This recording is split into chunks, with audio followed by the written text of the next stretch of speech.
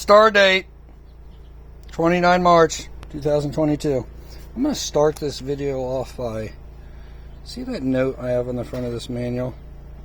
Look for the star before making any changes. You wouldn't believe how many people in my life have come up and said, Brian, can you help me with this? And you say, did you read the manual? And they don't! And they wonder why they can't actually get through and make any changes and fix things. You know, my father used to taught me, if all else fails, read the instructions. Now, as a quick little learning note for all you snowflakes out there. Just want everything done for you. I want to go ahead and talk about what I've been doing the last few days. I have a three-phase military generator sitting out there, which goes into my one leg of my three-phase, goes into my AC input of this inverter, and then the other phase of it goes over there, and then the third leg of it is just blocked off, wire nutted, and sitting down over there. Okay, so that big generator, if all else fails and everything's plummeting and they haven't had sun in a week and I need to start the big dog, I can do that. I used to have to start it to power my hot water heater, my 4500 watt hot water heater, and those two legs that used to go over to the hot water heater were used to go into the three-phase generator. Now they do not. Three-phase generator runs into the inverters. Two of the legs anyway. So then what we did, we decided to go ahead and get a second one of these inverters to set up a split phase. So basically that's how most electrical panels in the United States are hooked up in split phase. And we're coming in, and here are the two generator cables. The AC outputs, there's one, AC output 2, it's coming in. Wiring, believe you me, I know this panel is a mess when we actually get up to building a little cabin. It's a sort of a learning process. Everything's sort of done on the fly. It's another thing I wanted to mention in this video. The great thing about doing projects like this is it forces you to learn some things. I've actually wondered how you get 240 volts and 120 volts coming into the American AC panel most of my life. I just never really took the time to learn it. It was like, hey, that's neat. How come you can get a 120 and then 240? But I understand it now. I had no choice but to learn and educate myself while I'm setting all this up. It's a good thing about doing projects. Okay, so anyway, we go into those two split phase here, and we run them into this, what would be a typical 240 volt breaker. Now, for anybody that knows how panels are set up, they're sort of set up where one of the hot lines feeds one side, one feeds the other, and these 240 volt breakers actually will hit one of the pins on one side and one of the pins on the other, and you touch both 120s, and that's how you get your 240. It actually touches both sides, a hot bar here and a hot bar here.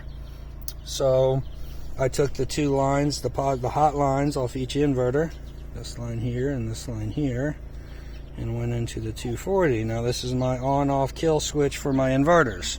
Sort of like a double safety, because the inverters themselves actually have a switch there that says on and off. However, I didn't want to risk what I am doing now and why I am making this video and having any backfeed, I don't know if that's the proper terminology, of my generator outside, not the really big dog 20 kilowatt diesel three-phase generator. I have me a little 2,000 watt WEN generator. It's actually been doing extremely well. I should write up a positive review for them out there. Coming in, and now the whole reason I decided to wire it into my panel is because if we had a few days of no sun, my wife decided to get some chickens, and that big 250 watt heat lamp right there would slowly drain your battery bank. And if you know anything about lead acid batteries, you don't want to get them under a certain capacity, I think 50%, because then you'll actually start damaging them. I don't know if damage is the correct word. They just won't last as long as they would if you don't drain them more than 50%. So roughly, when they get really bad in the night and a lot of power was being used and consumed, and let's say the sun wasn't out that day, the batteries were getting right down to about their 50% level. So we would start our little 2,000 watt wind generator out there. It can go all night long on very little gas. It's actually very useful. But every time I had to unplug everything and then plug it into the extension cord. Okay, yes, you're right. 15 seconds of work, 15 seconds to unplug it and plug it back in when we go back to our inverters. However, hey, why not? If you really think about how much time it's taken doing this, it probably would have been more time effective actually doing it the other way. Diesel, enough, buddy. I'm making a video. You're messing up my mojo. Step back. Thank you. So what we have going on now is the hot water heater is off because that uses both legs, a 120 and a 120. And what I got going on now, I don't believe I could turn it on. For one, the generator's not big enough, and for two, I don't think I should do it just because it would basically put both of these legs together, and I'll show you what I mean by that. So obviously my inverters are turned off at their source, and just to double protect them, I put them here, and they're turned off here too. Hot water heater, the inverter couldn't power it, the 2,000 watt generator out there, and it's hooked up to both bars. I didn't want to do. This one is powering the refrigerator, the microwave, the coffee maker, basically our kitchen area as we want to call it. This breaker is powering this little thing which goes over and charges our cell phones. If we have a computer out, it goes to our overhead lights, stretching myself, and also to the Magic Heat and box fan, which shortly will probably be removed because it's getting warm. But that's what that breaker powered. So, however, I decided to go ahead and hook up this one. The amperage on it, 30 amps, 240 volts, sort of really doesn't matter. But what I decided to do was a small little generator like out there. It's really only designed as a single phase, a single leg. It's not designed to power 240, and it won't. But what I decided to test run to see if it would power this breaker, because that is set up on this side of the box, and this breaker, which is set up on all of these, which hits all of these little bars, and I wanted it to power breakers on both sides. So what I thought to myself, I actually could not find it online. Maybe if I looked harder, let's say 30 minutes searching some YouTube videos, trying to read some articles, and I was asking if you could dogleg. Most generators have that 4-plug cable, and they're designed for energy like this. But the smaller generators, your 2,000 watt generators, like I have, they're not designed to power both of these. And what I did is I went ahead and took the 240, let's see if I can pull this out a little bit. And let's see if I can get in there. So right here, I don't know if you can see it with the light. Maybe if I get another light and keep my finger out of it. That little wire right there is going and hitting both sides of those. It's connecting those. And really what that's doing, as far as looking into the breaker box, is it's connecting that one and that one. So now the generator, the power is coming in from the black line, going in to one side, jumping across with the, I think they call them dog legs, and going out the other side. So now it's hitting both sides. So my concern, until I talked to my good buddy Randy, you know, he works for a living, commercial electrician, so until I talked to him, I wouldn't even risk turning this on, because this is actually something that uses both sides, and I don't think that would be good. Let's say it even is a big enough generator to power the hot water heater. in my mind right now, until I talk to him, I don't believe that it would work with this type of setup. I could be wrong, but we'll see. But at this point, it's working. Nothing's smoking. It's typically what I do. I tell my wife, get ready to cut this wire if something goes wrong.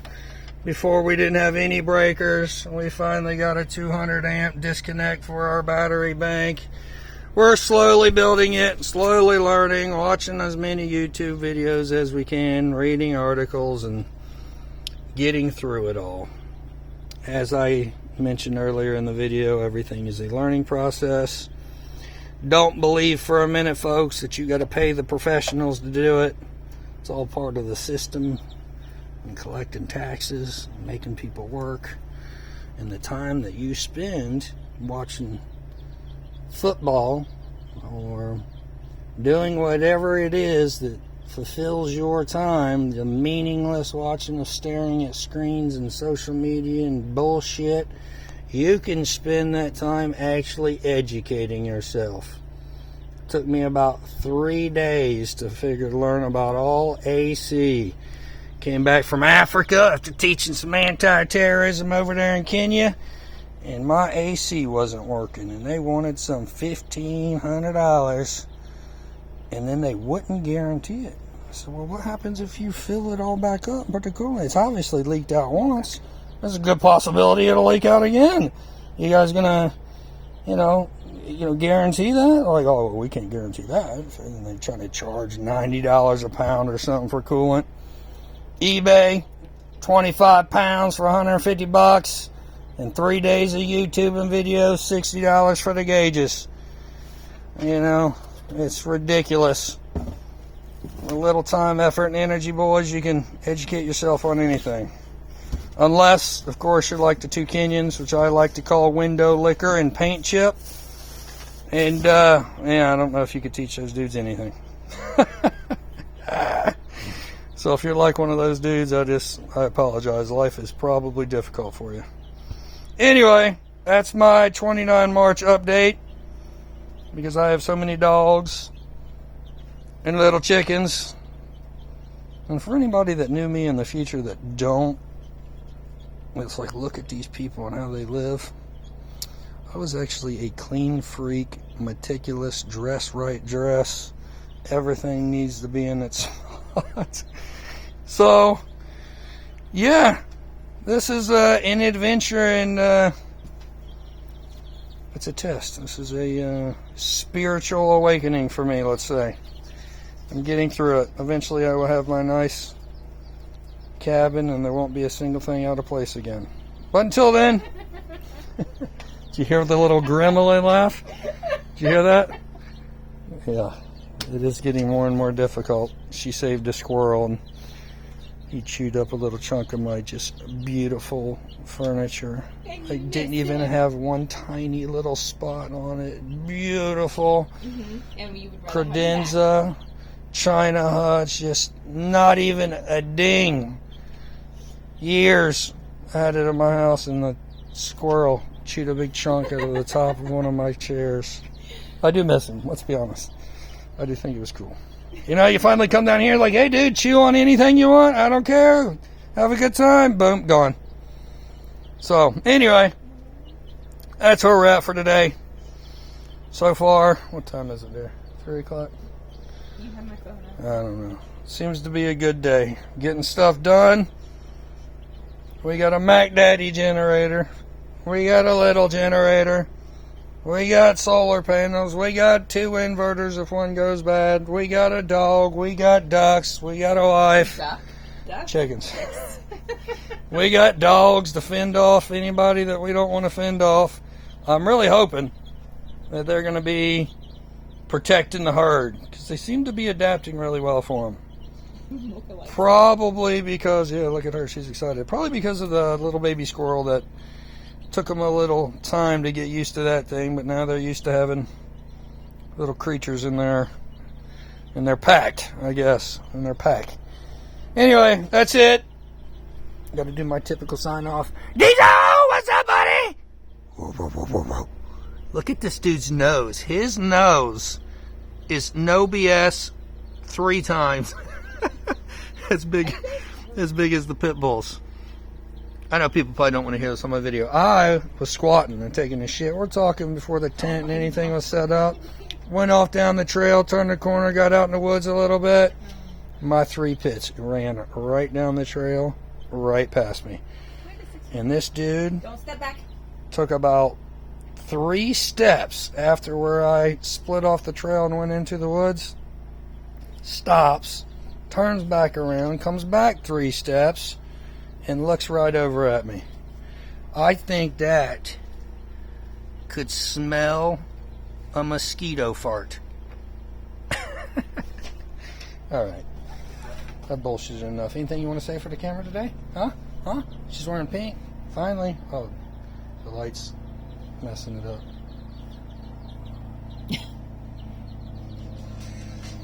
Oh. Saved by the video call. Actually, you see that right there, folks? Don't you wish these politicians would just use all of their secret squirrel NSA? I mean, how many intel agencies do we have nowadays? Don't you wish they would just put a fucking heat-sinking missile on these asshole people that spam call us 24/7? Maybe that would be good use of taxpayers' dollars. Because people are sick of it. I'll sign off with that.